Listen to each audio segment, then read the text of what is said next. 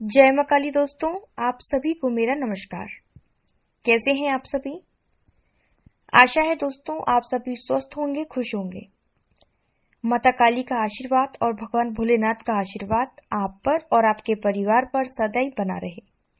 आप सभी स्वस्थ रहें, खुशहाल रहें। माता रानी से यही प्रार्थना है। आज के वीडियो में मैं आपको बताऊंगी कि माता काली की पूजा बिना गुरु के करना चाहिए या नहीं,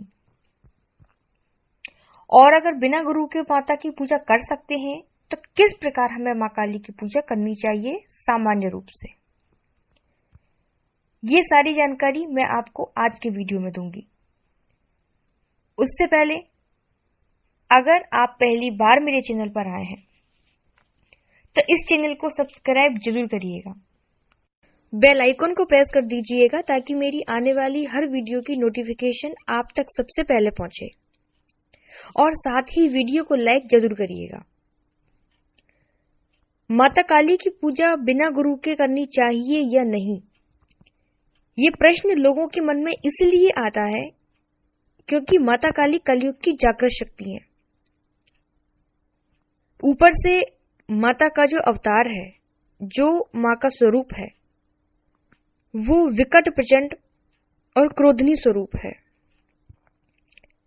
इसलिए लोगों के मन में ये भ्रम रहता है कि माता काली की पूजा करने से उनके घर में लड़ाई झगड़े होने लगेंगे, घर में नकारात्मक माहौल फैल जाएगा, जबकि ऐसा बिल्कुल नहीं है। अगर आपके मन में एक बार भी ये विचार अगर आ गया कि आपको भी माता काली की सेवा करनी है, तो इसका सीधा सीधा मतलब ये है कि मां काली ने स्वयं आपको अपनी भक्ति के लिए चुना है। मां काली की पूजा का विचार हर किसी व्यक्ति के दिमाग में आ ही नहीं सकता, ठीक है। और सबसे पहले मैं आपको ये बता दूं कि माता काली की पूजा में गुरु की आवश्यकता बिल्कुल नहीं है। कोई जरूरत नहीं है कि आप गुरु बनाकर ही मां काली की सेवा करोगे। आपके घर में भी तो मां है ना, क्या उनकी सेवा भी आप गुरु के सानिध्य में करते हो? नहीं ना। इसीलिए इसी प्रकार माता काली है, और काली से पहले वो एक मां है। एक मां और एक बेटे के रिश्ते में किसी तीसरे व्यक्ति की जरूरत नहीं है।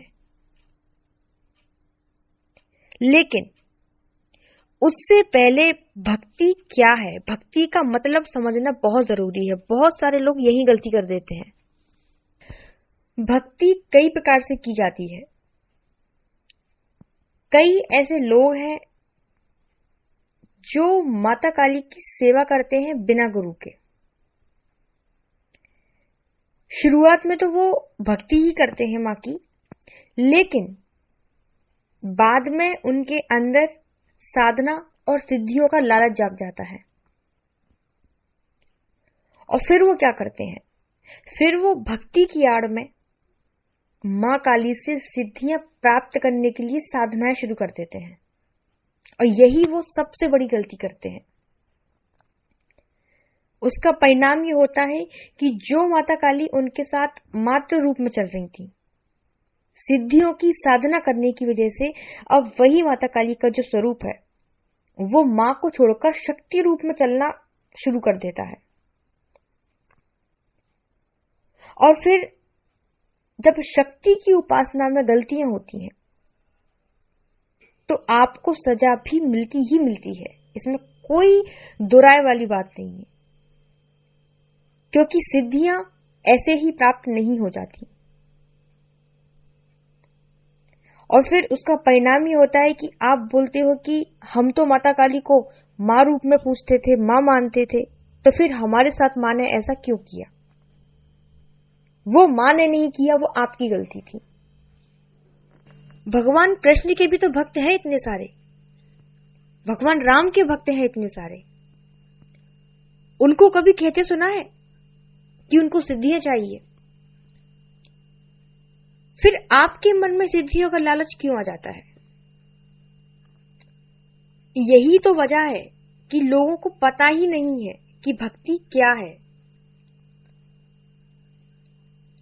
इसलिए पहले भक्ति का मतलब समझिए। मां काली की पूजा आप बिना गुरु के कर सकते हो, लेकिन उनको मां मानकर, उनकी कृपा प्राप्त करने के लिए, उनकी सेवा करने के लिए आप मां की सामान्य पूजा कर सकते हो। और अगर आप सामान्य रूप से मां की सेवा करोगे तो उसमें आपको कोई भी गुरु की आवश्यकता नहीं है। अब सामान्य रूप से मां की पूजा आप कैसे कर सकते हैं? आप माता को श्रृंगार का सामान अर्पित कर दीजिए।